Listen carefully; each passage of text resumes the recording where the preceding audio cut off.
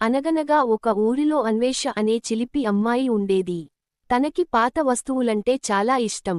ఒకరోజు అమ్మమ్మగారి పాత పెట్టెలో చిన్నగా తుప్పు పట్టిన ఓ ఇత్తడి తాళం చెవి దొరికింది. ఈ చిన్న తాళం చెవి ఎక్కడిది? ఇది దేనికి తెరవగలదు? అని ఆశ్చర్యపోయింది. ఆ రాత్రి ఆ తాళం చెవితో పడుకుంటే ఆమెకు ఓ కల వచ్చింది. ఒక బంగారు ద్వారం ఆ తాళం చెవి కోసం ఎదురుచూస్తోంది. తెల్లవారుజామున నిద్రలేచి తాళం చెవిని గట్టిగా పట్టుకుని పెరట్లోకి పరిగెత్తింది. పెరటి చివర మట్టిగోడ పక్కన వేర్లు అల్లుకుపోయిన ఓ పాత చిన్న తలుపు కనిపించింది. ఎవరూ దాన్ని ఎప్పుడూ గమనించలేదు.